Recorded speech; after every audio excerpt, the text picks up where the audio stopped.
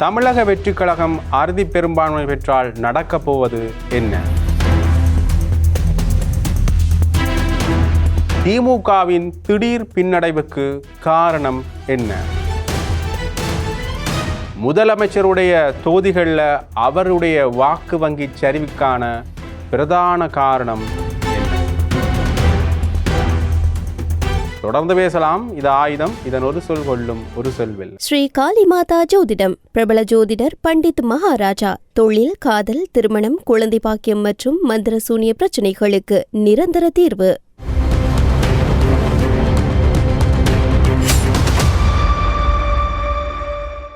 மிக பெரிய அளவிலான ஒரு மாற்றத்தை, தேர்தல் மாற்றத்தை தமிழகம் சந்திச்சிருக்கின்றது.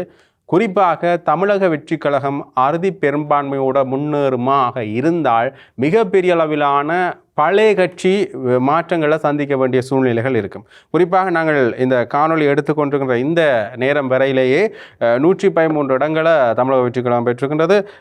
அண்ணா திராவிட முன்னேற்ற கழகம் 58 இடங்கள், திராவிட முன்னேற்ற கழகம் 63 இடங்கள். முன்னே காலகட்டங்களில், இதற்கு முன்னரான காலப்பகுதிகளில் கொஞ்சம் குறிப்பிட்ட மணித்துளிகளுக்கு முன்னர் திராவிட முன்னேற்ற கழகம் பின்தங்கியிருந்தது. அண்ணா திராவிட முன்னேற்ற கழகத்தையும் விட இரண்டாவது பெரிய கட்சியாக, இரண்டாவது வாக்குகளை பெற்ற கட்சியாக முன்னர் இருந்தது அண்ணா திராவிட முன்னேற்ற கழகமாக இருந்தது. இப்பொழுது திராவிட முன்னேற்ற கழகம் அந்த நிலைமைக்கு முன்னுக்கு வந்திருக்கின்றது. ஆகவே ஒரு அறுதி பெரும்பான்மையை பெற்றாக வேண்டும் என்கின்ற சூழ்நிலையில் விஜய் அவர்கள் வந்திருக்கின்றார். காரணம் என்று பார்த்தீங்கன்னா, இல்லாது விட்டால் அண்ணா திராவிட முன்னேற்ற கழகத்தினோட ஒரு கூட்டணி ஒன்றை உருவாக்கக்கூடிய ஒரு களச்சூழல் தேவைப்படுகின்றது. இது எல்லாருக்குமே தெரிஞ்ச விஷயம். இந்த நிலைமை நீடிக்குமாக இருந்தால் திமுகவோட கூட்டணி அமைக்கக்கூடிய சாத்தியக்கூறுகள் இல்லை. மிகப்பெரிய அளவிலான விமர்சனங்களை மாறி மாறி இருவருமே செஞ்சிருக்கின்றார்கள் என்ற ரீதியில் அண்ணா திராவிட முன்னேற்ற கழகத்தோட தான் இந்த தமிழக வெற்றிக் கழகம் கூட்டணி அமைக்கும் என்கின்ற ஒரு நிலைப்பாடில் தான் இந்த களச்சூழல் தொடர்ந்து சென்று கொண்டிருக்கின்றது. ஆகவே மிக பெருமளவிலான ஒரு மாற்றங்களை சந்திக்க போகின்றார்கள் என்றுதான் எதிர்பார்க்கப்பட்டது. கிட்டத்தட்ட ஒரு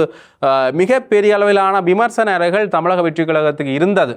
குறிப்பாக கரூர் சம்பவத்துக்கு பிறகாக இருக்கட்டும், அதற்கு பிறகான சூழ்நிலையில் விஜயனுடைய கட்சி உறுப்பினர்களுடைய சில விமர்சன பாங்கான பேச்சுக்கள் மிகப்பெரிய அளவிலான விமர்சன நிலைகளை ஏற்படுத்தியிருந்தது. அதோடு சேர்த்து ஒரு திரைக்கவர்ச்சி நாயகன் என்கின்ற ஒரு பிம்பம் தான் விஜய்க்கு இதுவரைக்குமே கொடுக்கப்பட்டிருந்தது. ஆகவே அந்த பிம்பத்தை கொஞ்சம் உடைத்திருக்கின்றார் விஜய் என்று சொல்ல வேண்டும். அதை முழுமையாக ஏற்றுக்கொள்ளாமல் அங்கே ஒரு சிக்கல் இருக்கு. அதை தொடர்ந்து பார்க்கலாம். அதற்கு முதல் இந்த தமிழக வெற்றிக் கழகம் அறுதி பெரும்பான்மையோட ஆட்சி அமைத்தால் அடுத்த கட்டம் இந்த கட்சிகள் தொடர்ந்து பின்தள்ளப்படுமா என்கின்ற ஒரு கேள்வி ஒன்று எழுந்திருக்கின்றது. குறிப்பாக எம்ஜிஆர் அவர்களாக இருக்கட்டும், அது மட்டும் இல்லாமல் விஜயகாந்த் அவர்களாக இருக்கட்டும். ஆகவே இந்த இரண்டு பெரும் தலைவர்களும் தங்களுடைய கட்சி அரசியலுக்குள்ள வர்றதுக்கே பெரும் சிரத்தை எடுத்தார்கள் என்று சொல்லணும். மிகப்பெரிய அளவிலான வேலையை செஞ்சுதான் கட்சிக்குள்ளே வருகின்றார்கள். அதே நிலைப்பாட்டை விஜய் செஞ்சாராண்டா அந்த அளவுக்கான வேலைப்பாடுகள் அல்லது கட்சி அரசியல் களம் கண்டவர் என்ற ஒரு நிலைப்பாட்டுக்கு விஜயை தொடர்ந்து முன்னிறுத்தி வைக்க முடியாது.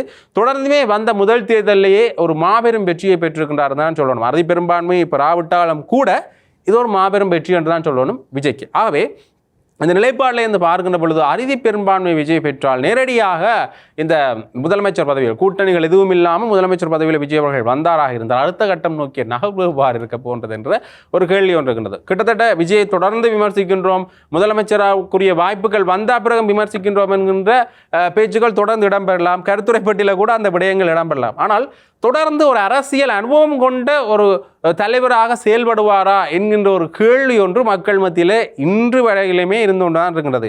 இது ஒரு இளம் சமுதாயத்தினுடைய வெற்றியாக கருதப்படுகிறது. அதற்காக மக்களுடைய வாக்குகளை நாங்கள் விமர்சிப்பது மிக தவறான விடயம். வாக்குகளை இங்கே விமர்சிக்கவில்லை, விஜயனுடைய அனுபவம் எந்த அளவுக்கு இருக்கின்றது என்கின்ற அடுத்த கட்டமான ஒரு கேள்வி ஒன்று இருக்கின்றது. அடுத்ததாக இன்னொரு விஷயத்தை நாங்கள் பார்க்கணும் என்று பார்த்தீங்கன்னா, விஜய் அவர்கள், தமிழக வெற்றிக் கழகத்தினுடைய தலைவர் விஜய் அவர்கள் வெற்றி பெற்றது இவ்வளவு காலமும் தமிழகத்தில் இருந்த நாம் தமிழர் கட்சியினுடைய வாக்கு வங்கி சரிவையும் கொஞ்சம் உயர்த்தி இருக்கின்றதா சொன்னால், வாக்கு வங்கி சரிவை உயர்த்தி இருக்கின்றது, வாக்கு வங்கி உயரில்லை, வாக்கு வங்கி சரிவை உயர்த்தி இருக்கின்றது. ஏனென்றால் முன்னைய காலகட்டங்களில் ஒரு வாக்கு வங்கி வளர்ச்சியை பெற்று வருகின்ற மூன்றாவது பெரிய கட்சியாக இருந்த நாம் தமிழர் கட்சியை அவர்களுடைய வாக்கு வங்கி சரிவுக்கு பிறகு என்ன கட்டத்துக்கு போகின்றார்கள் என்ற ஒரு கேள்வி ஒன்று எழுகின்றது. என்றால் இவ்வளவு காலமும் எந்த ஒரு கூட்டணிகளும் இல்லாமல் தனித்து நிற்க போகின்றோம் என்கின்ற ஒரு கட்சியாக இருந்து ஒரு வெற்றி பெற்ற ஒரு வரலாறுகளை கொண்ட கட்சியாகத்தான் இருக்கிறது. ஆசனங்கள் கிடைக்காவிட்டாலும் கூட அவருடைய வரலாற்று வெற்றி வாக்கு வங்கி சதவீதங்களை உயர்த்தி கொள்வது, அவருடைய வாக்கு சதவீதத்தை உயர்த்தி கொள்வதில் கொஞ்சம் மும்முரமாக வேலை செய்தார்கள் தான் சொல்ல வேண்டும் நாம் தமிழர் கட்சி. அது மட்டும் இல்லாமல் உண்மையிலேயே இதில் ஈழத்தமிழர்களுக்கான நிலைப்பாட்டை இங்கே யார் முன்வைக்கின்றார்கள் முன்வைக்க மாட்டார்கள்ன்றது ஒரு விஷயம். அதை பற்றி பேசுவதற்கே இங்கே இடமில்லைன்னு தான் சொல்லணும்.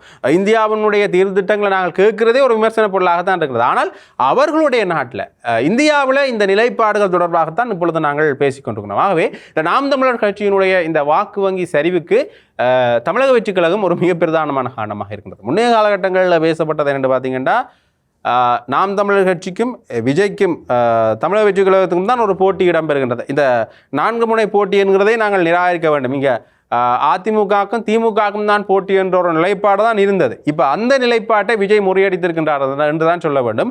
தொடர்ந்துமே நாம் தமிழர் கட்சியினுடைய வாக்கு வங்கி சரிவுக்கு மட்டும்தான் விஜய் காரணமாக இருக்கின்றார். அடுத்ததாக அவருடைய போட்டி என்றது யாரோட இருக்கிறது என்றால் திராவிட முன்னேற்ற கழகத்தோடு தான். விஜய் அவர்கள் கூறியது போல 2 பேருக்கு இடையில தான் நீங்கள் போட்டியே, ஒன்று டிஎம்கே, இன்னொன்று டிவிகே. ஆகவே இந்த மாதிரியான ஒரு நிலைப்பாடு தான், விஜய் சொன்ன மாதிரியான ஒரு நிலைப்பாடு தான் தொடர்ந்து வந்து கொண்டிருக்கிறத காணக்கூடிய மாதிரியே இருக்கின்றது. அதுலேயும் இவர் முன்னிலை பெற்று வர்றது இளைஞர்கள் மத்தியில் பெரும் வரவேற்பை பெற்றிருக்கின்றது. ஏற்கனவே உங்களுக்கு தெரியும், எங்களுடைய நாட்டிலேயும் கூட ஈழத்திலேயும் கூட மிகப்பெரிய அளவிலான வரவேற்பை விஜய் அவர்கள் பெற்றிருந்தார். அது மட்டும் இல்லாமல் இந்த திமுக அதிமுக போன்ற அவர்களுடைய இந்த தொழில்நுட்ப ஐடிவிங் என்று சொல்வார்கள், தொழில்நுட்பத்திலையும் சரி அவர்களுடைய இந்த பண அடிப்படையிலான விடயங்கள்லையும் சரி மிகப்பெரிய முதலீட்டாளராக இந்தியாவில் இருந்தவர்கள் தான் காணப்பட்டார்கள். ஆனால் இந்த தமிழக வெற்றி கழகத்தினுடைய நாம் தமிழர் கட்சியினுடைய ஐடிவிங் இந்த முதலீட்டாளர்கள் பெரும்பாலும் அங்கே இருக்கின்றார்கள் என்றால் ஈழத்திலே இருந்து புலம்பெயர்ந்த மக்களாகத்தான் இருக்கின்றார்கள். அங்கே ஈழத்திலே புலம்பெயர்ந்து பெரிய முதலீட்டாளர்களாக இருக்கின்றவர்கள் தான் இற்றை வரைக்குமே இவர்கள் இருவருக்கும் இடையே இந்த இருவரும் கட்சியினுடைய முதலீட்டாளர்களாகவும் காணப்படுகின்றார்கள். அடுத்த கட்டமாக இவர்கள் ஈழம் நோக்கி என்ன பேச போகின்றார் விஜய்? ஏற்கனவே நாம் தமிழர் கட்சி தொடர்ந்து இந்த ஈழம் சம்பந்தமான விடயங்களை பேசிக்கொண்டது இப்போ கொஞ்சம் குறைச்சிருக்கின்றது. திமுகவினுடைய இந்த சந்திப்புக்கு பிறகு ஈழம் சார்ந்த விடயங்களை சீமான் பேசுவது மட்டுமில்லாமல் அவர்களுடைய உறுப்பினர்கள் கூட பேசுவதை குறைத்து கொண்டிருக்கின்றார்கள் என்றதை ஏற்றுக்கொள்ளத்தான் வேண்டும். அது மட்டும் இல்லாமல் இன்னொரு வகையில் பார்க்க போனால் திமுகவினுடைய விமர்சன அலைகளையும் கொஞ்சம் நாம் தமிழர் கட்சி குறைத்திருக்கிறது. கிட்டத்தட்ட தமிழக வெற்றி கழகம் உள்ள வந்தா பிறகே இந்த 3 கட்சிகளும் சேர்ந்து தமிழக வெற்றி கழகத்தை விமர்சிக்கின்ற ஒரு நிலைப்பாட்டை கொண்டு வந்திருக்கிறார்கள். அப்பயே நாங்கள் யோசித்திருந்தோம், ஏதோ ஒரு வகையில் இந்த தமிழக வெற்றி கழகம் உள்ள வந்தது ஒரு பதற்ற சூழ்நிலையை, தேர்தல் பதற்ற சூழ்நிலையை இந்த 3 கட்சிகளுக்கும் ஏற்படுத்தி இருக்கின்றது என்ற ஒரு விடயத்தை நாங்கள் கட்டாயம் இதில் உள்ள கொண்டு வேண்டும். அந்த பதற்றத்தினுடைய விளைவு தான் இப்போ இந்த நிலைமையில் வந்திருக்கின்றது. திமுகவினுடைய கோட்டை என்று சொல்லப்படுகின்றது, ஸ்டாலினுடைய கோட்டை என்று சொல்லப்படுகின்ற குளத்தூரில் 5000 வாக்களுக்கு மேற்பட்ட வாக்கள் இப்போ நாங்கள் இந்த காணொலி எடுத்துக்கொண்டிருக்கிற இந்த சூழ்நிலை வரைக்குமே, இந்த காலப்பகுதி வரைக்குமே 5000க்கும் மேற்பட்ட வாக்குச்சரிவை சந்தித்திருக்கின்றது திமுக. தொடர்ந்துமே அவர்களுடைய முக்கிய வேட்பாளர்கள் என்று சொல்லப்படுகின்ற அன்பில் மகேஷாக இருக்கட்டும், ஸ்டாலினாக இருக்கட்டும், துணை முதல்வராக இருக்கின்ற உதயநிதி ஸ்டாலினாக இருக்கட்டும், வாக்கு வங்கி சரிவை தொடர்ந்து சந்தித்து கொண்டிருக்கின்ற ஒரு நிலைமை தான் இருக்கின்றது. இப்போ ஓரளவுக்கு முன்னேறி இருக்கின்றார்கள். இப்பொழுதுதான் அவர்களுடைய வாக்கு வங்கியில் கொஞ்சம் அதிகளவு முன்னேற்றம் தெரிந்திருக்கிறாங்க. அவங்களுடைய கைப்பற்றப்பட்ட இடங்கள எண்ணிக்கையிலையும் கூட அதிகளவான முன்னேற்றம் தெரிந்திருக்கிறதா காணக்கூடிய மாதிரி இருக்கிறது. அந்த வகையில் பார்க்கின்ற பொழுது 64 இடங்களை இற்றை வரைக்குமே கைப்பற்றியிருக்கின்றார்கள் திமுக. அதிமுக 58 இடங்கள், தாவேகா 112 இடங்களை கைப்பற்றுகிறார். ஆகவே ஏதோ ஒரு வகையில் இந்த வாக்கு வங்கி சம்பந்தப்பட்ட விடயங்களை தொடர்ந்து சரிவை சந்தித்த திமுக இப்போ ஓரளவுக்கு முன்னேறி இருக்கின்றது. ஆனால் முன்னைய காலகட்டங்களில் இருந்த அளவுக்கான வாக்கு வங்கி அவர்களால் பெற்றுக்கொள்ள முடியாதமைக்கான காரணம் என்னென்று பார்த்தீங்கன்னா, மிகப்பெரிய அளவிலான ஒரு சுமையை மக்கள் மத்தியில் சுமத்தியிருந்தார்கள். காரணம் என்ன பார்த்தீங்கன்னா, நீட் தொடர்பாக பேசியிருந்தார்கள். ஒரு காத்திரமான நடவடிக்கை எடுக்கப்பட்டதாண்டா இல்லை. போக்குவரத்து சங்கத்தினர் தொடர்ந்து ஆர்ப்பாட்டத்தில் ஈடுபடுகின்றனர். கல்வி சமூகம் தொடர்ந்து ஆர்ப்பாட்டத்தில் ஈடுபட்டு கொண்டிருந்தது. வேலைவாய்ப்பு தொடர்பான பிரச்சனைக்கு சரியான ஒரு தீர்வினை இவர்கள் முன்னெடுக்க இல்லை.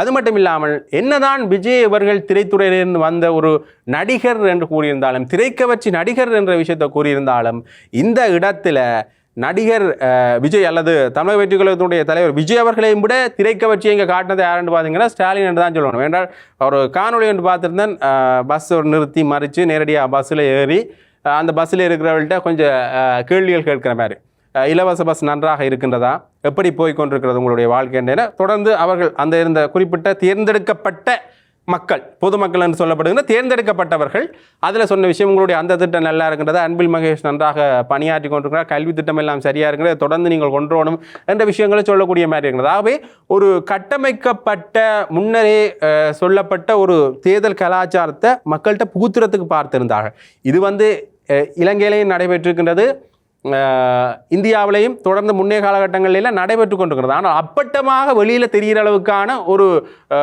விளம்பரப்படுத்தல்களை இவர்கள் செய்திருந்தார்கள். ஒரு செய்தி விளம்பரங்கள் என்று சொல்லுவோம், இந்த விடயங்களை அட்வர்டோரியல் என்று சொல்வார்கள். அந்த அட்வர்டோரியலை அப்பட்டமாக தெரிகின்ற அளவுக்கு ஒரு பொய்யான விளம்பரங்கள் என்று தெரிகின்ற அளவுக்காக அவர்கள் செய்திருந்தார்கள். ஆகவே அந்த இடத்திலேயும் கூட சரியான செயல்பாட்டை இவர்களால் முன்னெடுக்க முடியல. அது மட்டும் இல்லாமல் மக்கள் தொடர் ஏமாற்றங்களை சந்தித்திருந்தார்கள் திமுகவினுடைய ஆட்சியில். ஆகவே இந்த விடயங்கள்லாம் ஒரு மிக பிரதானமான ஒரு தேர்தல் பின்னடைவுக்கு காரணமாக இருந்தது. அது மட்டும் இல்லாமல் மேற்கு வங்காளத்தில் முன்னே காலகட்டங்களில் தேர்தல் நடக்கிறதே மிகப்பெரிய சிக்கலாகத்தான் இருக்கும். அங்கே இருக்க நக்சலைட்டாக இருக்கட்டும், வேறு சில அமைப்பினராக இருக்கட்டும், தொடர்ந்து மக்கள் மத்தியில் தாக்குதல்களை மேற்கொள்வதும், தேர்தல் களங்களில் நின்று தாக்குதலை மேற்கொள்வதும், வாக்குகள் இடம்பெறுகின்ற வாக்குச்சாவடிகளில் போய் தாக்குதல்கள், கலவரங்களை மேற்கொள்வதும், வாக்கு பெட்டிகளை தூக்கி கொண்டு போகிறதான பல செயல்பாடுகள் மேற்கு வங்கத்தில் நடந்தது. ஆனால் இப்பொழுது அந்த செயல்பாடுகள் எல்லாம் முன்னே காலகட்டங்களிலும் விட இந்த தேர்தலில் குறைந்திருக்கின்றன. ஆனால் தமிழக தேர்தலில் ஓரளவுக்கான ஒரு தேர்தல் புறக்கணிப்புகளை மக்கள் செய்திருந்தார்கள். தங்களுடைய குடிநீர் தேவை பூர்த்தி செய்யப்படவில்லை.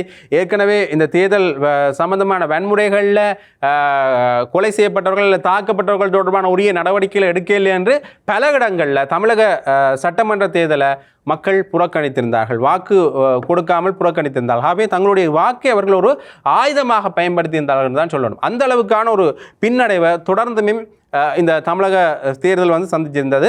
ஆனால் ஒரு பெரிய அளவிலான வாக்கு வங்கி சதவீதத்தை பெற்றிருந்தார்கள். ஆனால் ஒரு சில இடங்களில் இந்த சம்பவங்கள் நிகழ்ந்ததையும் நாங்கள் மறக்கக்கூடாது, அதை கூறாமலும் தவிர்த்து விட்டு சென்று விட முடியாது. ஆகவே இப்படியான பல காரணங்கள் திமுகவினுடைய பின்னடைவுக்கு காரணமாக இருக்கின்றன. அது மட்டுமில்லாமல் ஒரு திராவிட கட்சி வெளியே போகின்றது, திராவிட கட்சியில் வெளியில் போகின்றது என்று நாங்கள் பெருமூச்சு விடுகின்ற அளவுக்கான ஒரு சூழ்நிலையும் இங்கே நடக்கலை. விஜய் கூட தான் திராவிடத்தையும் தமிழ் தேசியத்தையும் ஏற்று நடக்கின்ற ஒருவர் என்று தான் கூறியிருக்கின்றார். ஆகவே கொள்கை தெளிவு சரியானதாக இருக்கின்றதா என்ற ஒரு கேள்வி இருக்கின்றது. ஆகவே முற்றுமுழுதாக நாங்கள் விஜயையோ இல்லை தமிழக வெற்றி கழகத்தையோ விமர்சிக்க முடியாது.